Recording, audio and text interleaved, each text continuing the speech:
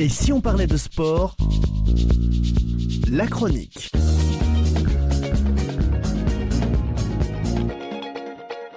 Et bonjour à toutes et à tous, et très heureux de vous retrouver pour votre rendez-vous du lundi, cette chronique spéciale résultat de l'émission numéro 154 de Et si on parlait de sport. Vous avez manqué les exploits de la semaine, pas d'inquiétude, on vous embarque pour 15 minutes de résumé, de frissons et de belles performances du lundi 11 au dimanche 17 mai. Alors attachez vos ceintures, c'est parti pour les principaux résultats de la semaine. Et on commence avec de l'athlétisme. Il y avait les championnats de France du 10 km à 3 énormes performances de Louise Bailly, athlète du Creux à Toulouse. Entraînée par Mathias Franz et licenciée à la grande mode de triathlon, Louise a brillé dimanche dernier en décrochant un double titre de championne France élite et espoir avec un temps record, 32 minutes et 34 secondes. Il y avait aussi les championnats de France des clubs et c'est le stade bordelais athlétisme qui a remporté dimanche à Montreuil la finale élite 1 du championnat de France des clubs, devançant le CA Montreuil 93 et l'EA Cergy-Pontoise. Il y avait aussi du paratriathlon, Coupe du monde de paratriathlon à Yokohama au Japon. Première victoire de la saison pour Camille Sénéclose, catégorie PTS4, tout comme notre double champion paralympique Alexis Anquincan. En escalade, Coupe du monde à Wenjiang en Chine, nouveau record de France pour la grimpeuse Capucine Viglione qui s'offre le nouveau temps de référence en vitesse, 6 secondes et 43 centièmes. Para-taekwondo, championnat d'Europe en Allemagne, magnifique performance pour la néo-tricolore récemment naturalisée française Zakia Koudadadi, sacrée championne d'Europe de para-taekwondo en Allemagne. Tennis de table, Ligue des Champions, c'était la finale avec l'Alliance Nîmes-Montpellier qui a échoué au bout du suspense lors de cette finale face aux Allemands du FC Saarbrück qui évoluait à domicile dimanche. L'équipe emmenée par les frères Lebrun s'est inclinée 3 manches à 2. Le Suédois Truls Mauregard, numéro 2 mondial, a été le héros de la formation allemande. En tennis, Masters 1000 de Rome chez les femmes, 8 ans après son dernier sacre à Rome, l'Ukrainienne Elina Svitolina s'est de nouveau imposée dans la capitale italienne samedi après une belle bataille face à l'américaine Coco Gauff, 6-4, 6-7, 6-2. Chez les hommes, 50 ans après Adriano Panatta, Yannick Sinner inscrit le nom d'un Italien au palmarès du tournoi de Rome. Réaliste face à Casper Ruud en finale dimanche 6-4, 6-4, il remporte son premier titre à Rome, son 6e Masters 1000 d'affilée. Cyclisme masculin, le Giro Tour d'Italie, Jonas Vingegaard a remporté la deuxième arrivée au sommet du Giro dimanche à Cornualescale après avoir déposé l'Autrichien Felix Gall au niveau de la flamme rouge lors de la 9e étape. Le Danois boucle la première semaine à la 2e place du classement général, toujours dominé par Alfonso Eulario. Handball femmes, Ligue européenne, après avoir compté jusqu'à 9 buts de retard, les Dijonnaises ont réussi une remontée exceptionnelle en finale dimanche contre les tenantes du titre allemande, le Thuringerg, dimanche 29-25 dans leur palais des sports en fusion. Dijon décroche le premier titre de son histoire.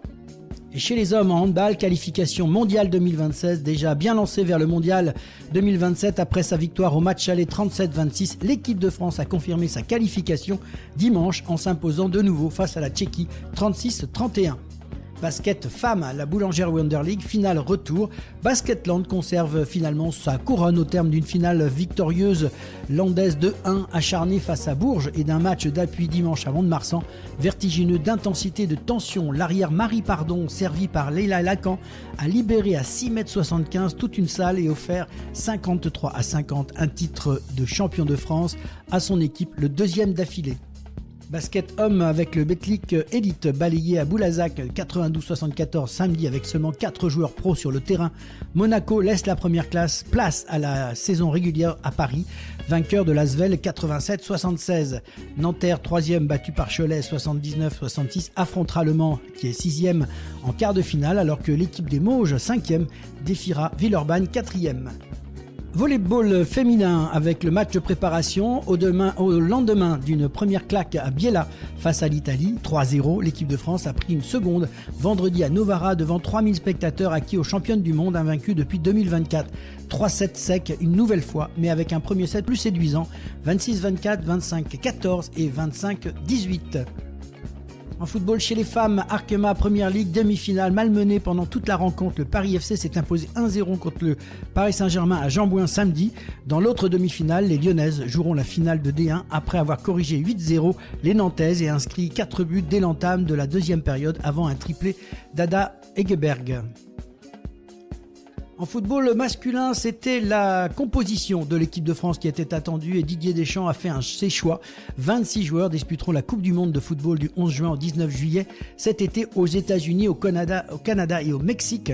Les gardiens qu'il a choisis, Mike Maignan, 30 ans de AC Milan, Robin Risser, 21 ans au RC Lens, Brice Samba, 32 ans au Stade Rennais. Chez les défenseurs, Lucas Digne, 32 ans, Everton, Malo Gusto, 22 ans à Chelsea, Lucas Hernandez, 30 ans au Paris Saint-Germain, Théo Hernandez, 28 ans à Al Hilal, Ibrahima Konaté, 26 ans, qui est à Liverpool, Jules Koundé, 27 ans, qui lui est au FC Barcelone, Maxence Lacroix, 26 ans à Crystal Palace, William Saliba, 25 ans à Arsenal, Dayo Upamecano, 27 ans au Bayern de Munich. Les milieux de terrain, N'Golo Kanté, 35 ans, qui est à Fenerbahçe, Manu Conte, 24 ans à l'AS Rome, Adrien Rabiot, 31 ans à l'AC Milan, Aurélien Tchouamani, 26 ans, Real de Madrid, Warren Zaï Emery, 20 ans au Paris Saint-Germain. Et pour les attaquants, Magné Akliouche, 24 ans à l'AS Monaco, Bradley Marcola, 23 ans au Paris Saint-Germain, Ryan Cherki, 22 ans au Manchester City, Ousmane Dembélé, 28 ans au Paris Saint-Germain, Désiré Doué, 20 ans au Paris Saint-Germain, Jean-Philippe Mateta, 28 ans à Crystal Palace, Kylian Mbappé, 27 ans au Real de Madrid, Michael Olise, 24 ans au Bayern de Munich et Marcus Thuram, 28 ans à l'Inter de Milan. Voilà pour cette équipe qui est composée par Didier Deschamps. En Ligue 1, 33e journée, il y avait un match de retard. Sans être brillant, le Paris Saint-Germain est allé chercher le titre mercredi en s'imposant à Lens 2-0. Les Parisiens sont champions de France pour la 14e fois de leur histoire et pour la 5e fois d'affilée. La 34e journée de championnat, l'Olympique de Marseille a dominé le stade Rennais FC 3-1 en déplacement à Lille. Auxerre a accroché un succès convaincant 0-2, lui octroyant son maintien en Ligue 1. Mené 0-1 puis 1-4 à la Méno, Strasbourg a renversé Monaco au terme d'une rencontre basculant dans l'irréel 5-4. Relégué en Ligue 2, le FC Nantes n'a pas pu jouer son dernier match de la saison à la Beaujoire contre Toulouse. À la 22e minute, les supporters cagoulés ont envahi le terrain, forçant l'arbitre puis le préfet à interrompre définitivement la rencontre. Dans l'incapacité de battre la lanterne rouge, Nice a partagé les points à l'Alliance Riviera 0-0. Contre Lens au groupe Ama Stadium, les Lyonnais ont bu la tasse 0-4. La Ligue 2, c'était les Playoffs 2. Après un match terne, Saint-Etienne l'a emporté au tir au but 0-0 et 7-6 au tir au but face à Rodez vendredi soir lors du Playoff 2. Rugby à 13, Super League, le Toulouse Olympique a tenu tête aux Volvels de Warrington, mais s'est incliné 16-24 au stade Michel Bendichou de Colomiers dans le cadre de la 11e journée de Super League. On passe au rugby avec le rugby féminin avec le tournoi Destination, 5e et dernière journée. Encore raté, les Bleus ont été largement dominés par l'Angleterre 28-43 dimanche à Bordeaux et ont encore manqué l'opportunité d'emporter cette compétition. Nettement dépassées à la pause par des Anglaises très réalistes 7-26, elles n'ont pas réussi à revenir à hauteur et ont enchaîné une 18e défaite de rang contre leur rival, sacré pour la 8e fois d'affilée dans le tournoi. Les Bleus ont battu un nouveau record d'affluence, pourtant pour le match de rugby féminin, elles ont réuni 35 062 spectateurs. Dans les autres rencontres, belle démonstration offensive de l'Italie, victorieuse au Pays de Galles 43-24 et impressionnante performance de l'Irlande qui a écrasé l'Écosse 54-5 à Dublin. Rugby toujours avec le top 14, 24e journée, le Racing 92 l'a emporté face à Toulon samedi 43-28. Pau a fait un pas de plus vers la qualification pour la phase finale du top 14 grâce à sa victoire arrachée en fin de match contre Clermont samedi 24-19. Longtemps indigne de ses ambitions contre Perpignan, Bordeaux-Bègles a fini par s'imposer 37-32. Montpellier a pris une nouvelle claque contre le Stade français 25-73. Après sa victoire à Castres 33-36, Montpellier a quasiment assuré sa place en phase finale. 11 essais marqués sur la pelouse du Stade Gerland entre Lyon et Bayonne pour un score final de 42-35. La Rochelle a confirmé dimanche contre le Stade Toulousain avec un superbe succès et un bonus offensif capital 38-10. Et en Pro D2, c'était la dernière journée. 16 équipes engagées en Pro D2 se sont expliquées pour la dernière fois. Vendredi, déjà assuré de finir en tête, Vannes n'a pas fait de sentiment en infligeant 47-0 à l'US Dax. Colomiers a assuré sa qualification pour les demi-finales après sa victoire face à Grenoble 39-17. Biarritz a battu Carcassonne 41-15 et Soyaux-Angoulême s'est imposé face à Béziers 18-15. On connaît déjà maintenant le tableau des phases finales. Vannes et Colomiers sont directement qualifiés pour ces phases finales. Le premier barrage opposera Oyonnax 4e à Valence-Roman 5e et le vainqueur affrontera Vannes. Le deuxième barrage verra Provence Rugby 3e et Brive 6e s'affronter pour une place en demi face à Colomiers. Aéromodélisme, il y avait les championnats du monde de vol circulaire à Perth en Australie. L'équipe de France est montée 5 podiums au total. Elle a remporté 2 médailles d'argent par équipe, vice-championne du monde en F2A et F2G, et battu un nouveau record de France à 303 km signé par Mathieu Perret qui arrache la médaille de bronze en individuel. Il y avait de la voile aussi avec les mondiaux de kitefall à Viana de Castelo au Portugal. Lauriane Nolo sacrée pour la 3e fois championne du monde après 2023 et 2024. Moto, Grand Prix de Catalogne, un Grand Prix spectaculaire. Samedi, l'Espagnol Alex Marquez a remporté la course sprint devant le poleman Pedro Acosta sur KTM et Fabio Di Gianantonio sur Ducati. Chez les Français, Johan Zarco sur Honda termine à la 5e place et Fabio Quartararo sur Yamaha 13e. Dimanche, Fabio Di Gianantonio est sorti vainqueur d'un Grand Prix de Catalogne marqué par des terribles chutes d'Alex Marquez et de Johan Zarco conscients. Ils ont été évacués vers l'hôpital de Barcelone. Johan Mir et Fermin Aldeguer complètent ce podium. Le Français Fabio Quartararo, lui, se classe 7e. C'était les principaux résultats de la semaine. Place maintenant au grand rendez-vous de cette semaine à venir avec l'agenda sportif du lundi 18 au dimanche 25 mai. Et jusqu'au dimanche 31, cyclisme suite du Giro. Dimanche 17 au samedi 23 mai, du tennis avec les tournois ATP 500 de Hambourg et ATP 250 de Genève. Tournoi WTA 250 de Rabat et de Strasbourg. Mardi 19 mai, cyclisme classique de Dunkerque. Du mardi 19 au dimanche 24 mai, du tennis de table avec le WTT Contender de Lagos. Mercredi 20 mai, basket Betclic Elite, programme de la phase finale. Playing A avec Bourg 7e contre Strasbourg 8e.